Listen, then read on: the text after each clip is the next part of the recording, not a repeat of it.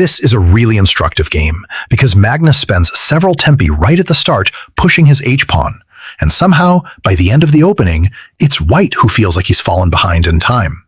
Magnus is black here against Ediz Garel, one of the most prominent young players in fast time controls online. And Magnus is obviously a man that needs no introduction.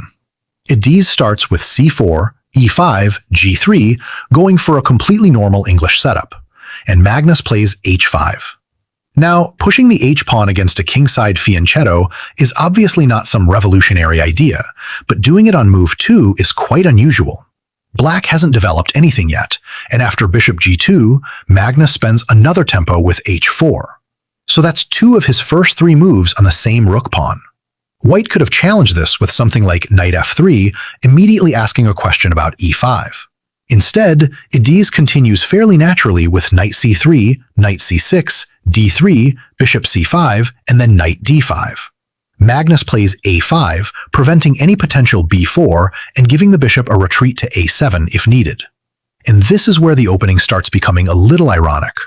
Magnus is the one who spent multiple tempi pushing an h-pawn, but white is actually starting to fall behind.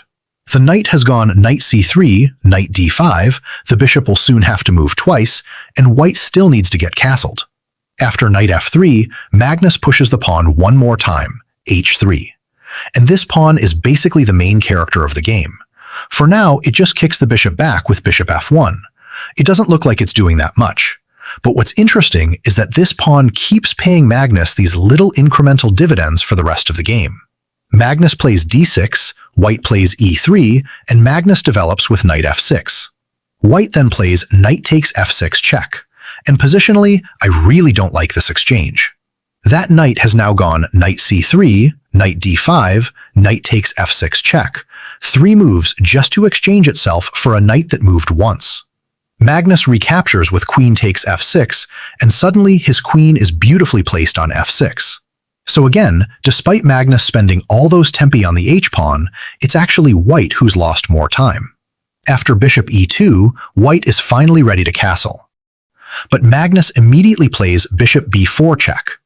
And after bishop d2, there's a nice point, e4. The bishop on d2 has stopped defending b2, so after d takes e4, queen takes b2, Magnus gets exactly what he wants. White is left with these doubled e-pawns, while black gets a healthy queenside majority and an active queen. White finally castles kingside on move 14. 14 moves to get the king to safety, despite having white.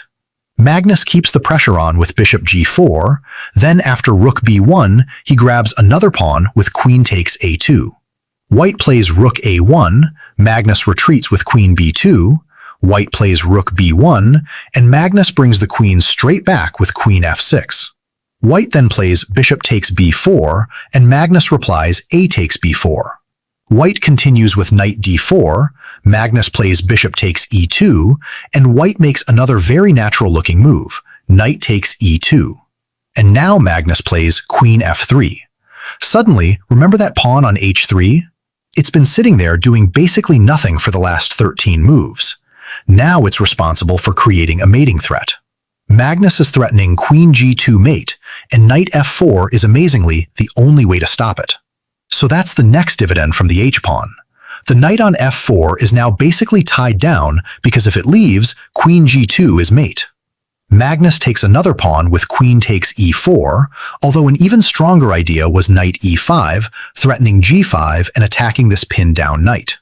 Ediz understandably tries to trade queens with queen d5, and after queen takes d5, c takes d5, knight e5, we reach an endgame. And you'd think that with the queens gone, the pawn on h3 would finally stop mattering. It's actually the opposite. White plays rook takes b4, Magnus calmly responds with b6, and after rook b2, Magnus brings the knight toward f3 with knight f3 check. Now the knight lands on this incredible square with check. And because of that pawn on h3, white's king has nowhere to go. King h1, and suddenly the pawn and knight have basically built a prison around the king.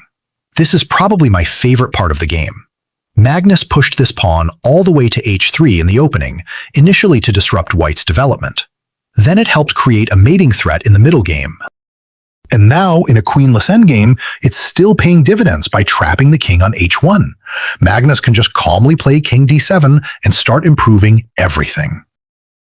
White's only real counterplay is against c7, so after rook c2, Magnus plays the very instructive rook a5, preparing rook c5 and shutting that down as well.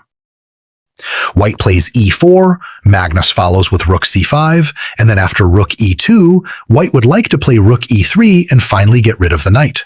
Magnus simply plays rook c3. The rook supports the knight, and White is basically out of useful ideas.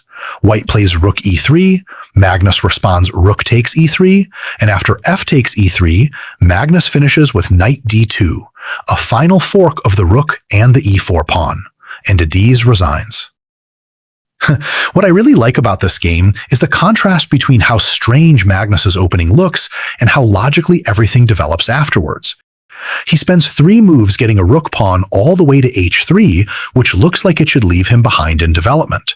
But White loses even more time, moving the same knight repeatedly, sending the bishop to g2 and back to f1, and taking 14 moves to castle. And that h3 pawn never had to deliver one huge tactical blow to justify itself. Instead, it kept giving Magnus incremental dividends throughout the entire game. First, it disrupted White's development. Then it helped create queen g2 mate. Then it tied the knight to f4. And finally, together with the knight on f3, it imprisoned White's king in the endgame. Not bad for a pawn that started moving on move 2.